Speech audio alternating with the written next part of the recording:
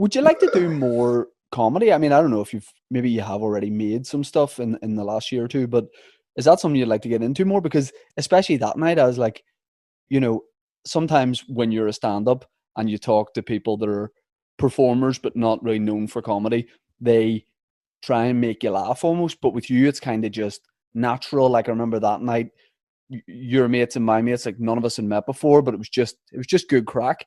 Is that something you'd want to do more of? Yeah, to be honest, yeah. And like when I first started being an actor, I guess I was like more drawn to that, and I thought I would do more of that. Not because I'm saying I necessarily think I'm funny, but I was just more comfortable with the idea of that, of like trying to portray something that's going to make people laugh than trying to portray something that's going to freak people out, scare people, shock people, whatever it is. But then, you play a couple of twisted characters, and no one's going, who'd be great in this comedy? Jamie Dornan from The Fall. The He'd Nutty be funny. Professor reboot. He's the guy. Look no further. So it's those calls didn't really come. But before that, early on, before I did The Fall, like a long time ago, I was like writing stuff for Funny or Die. Do you know what Funny or Die are? Yeah. Will Ferrell's website. Yeah, exactly. So I was like writing stuff for them that sort of never got to the published stage, really. So I guess it's kind of bullshit. But like I was developing this thing. I'd written this whole thing for them about drink driving in LA and all stuff. And then I had this idea for the sketch thing with them. So it was all sort of looking like it was going to go that way. And then I did The Fall, I guess. And then, you just out of that loop. And it's quite cliquey comedy, and you have to sort of be part of like the Judd Apatow crowd or whatever it is to sort of get in. I'm talking on in an American sense, and then it's obviously different in UK and in Ireland, whatever. And then, but that's why I feel so lucky with that I've just done this movie with Kristen and Annie, because like is it comedy? Is it like out and out comedy? Oh yeah, I mean it's like out and out like mad comedy, Right. like so silly. Could barely get through the day laughing so much at how absurd what we were doing is. But there's obviously a very like prominent story that runs through it, but it's so silly, and that's naturally where I go and I feel very comfortable in. And to be able to do that with people of that caliber, and it's an interesting thing if you're from the other side. What you were saying there about talking to me and like hanging out with me that night or whatever. If you're then talking to someone who's funny or like deemed to be funny, you're trying everything not to be like, oh, I better make them out. I'm going to throw a couple of these jokes I've been working on. Yeah. You're just trying to act totally normal and hope that they find you funny. And so I'm, day one on set with Kristen Wiig, and I'd met her before leading up to it and stuff, and just like keep it tight. Yeah. Hopefully whatever she will find you, the essence of you, and whatever's funny about you naturally. Because most people are funny naturally; they have something funny within them.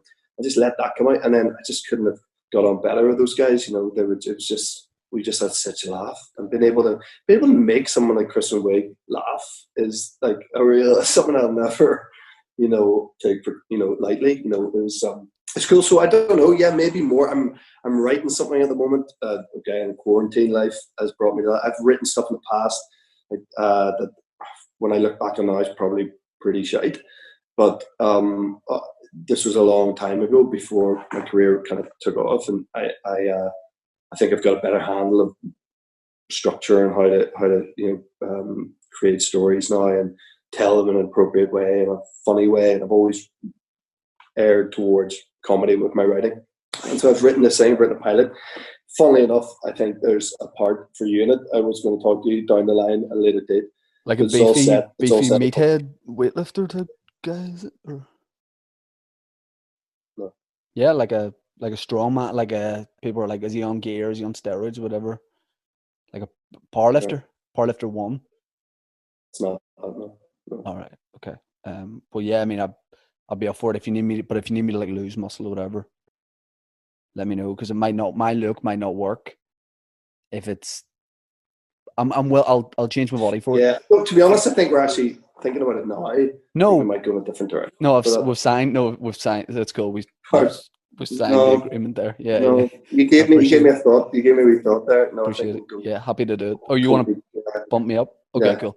We'll probably. I don't like to be being honest, the lead. I don't like being the lead. I like being the guy who just pops up every now and again, steals the scene, Yeah, gets I don't out. think that part's going to be in it anymore. I've just been thinking there. Spin off. Happening You anymore. want to do a spin off? Cool. No, give me a shout. that won't happen anything. Run that over by me. I've got some rules I want to pitch to you. I want to run by you. I've been thinking, what could we do together? We're all on lockdown. People are open to ideas. I'm thinking, me and you, the mountain guys. And you thought that idea was that good. You nearly broke your cup. The mountain guys. Yep. Is it like Brokeback Mountain? Well, it's open to interpretation. It's basically you and me in the mountains. That's where it's at now. That's what I've got so far. And in Forgotten Hills. Yeah, it could be. It could. Every episode could be different high altitude situations, and I don't really have much after that. But I've got the mountain guys. I like it. What about Who's at the Door? Just DOR. You host it. I'll just exec it. And basically different celebrities you can see knock a door, and then you have to work out based on their knock who it is. Based on their knock? Yeah. So if I was to go,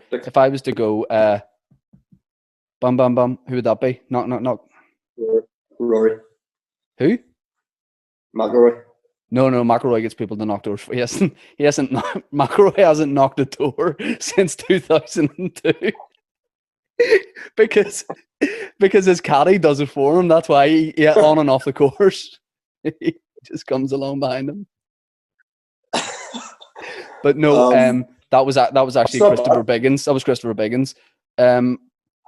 I've got the Tiger King's ring as a concept idea. If you'd be interested in that. That's basically when Joe Exotic gets released. He has one wedding ring, and whoever he gets it on first loses. So, I mean, it's something we could chat about. I mean, I feel like I'm the front runner to lose. Pardon? How is that going to work from he's incarcerated? No, that's what I mean. As soon as he gets out, or you and I, or alternatively, you and I could go in. Go into prison. Yeah, just for the show. I'd be willing. I like that. For the show. I think I'd do well in prison. I'd like it. See, I don't know. I mean, I feel like if I went in, I would obviously have everybody's respect, but I wouldn't like to just be the boss straight away, because that's kind of just sort of physical stature and like size wise. Yeah. I'm sort of funny as well, so they'd be like, I'd be doing impressions of the prison guards and stuff. The lads would love it. I'd be bringing them together, but then I wouldn't like the day-to-day admin of being the prison boss, you know. No, I got you. Just straight to boss, right? Yeah. Straight to boss. Yeah, I mean, literally, if I went into jail, I think I would, you know, like some people are like, just stay in the fringes, and I would just go straight up to the pool table, and I wouldn't even stick a pound down, but I would put my hand down and I go, I'm on next. But I wouldn't put anything down. I'm just laying down my marker, you know. But I think cash. Pardon? Anyway, you wouldn't have cash in jail? You don't have a quid on you?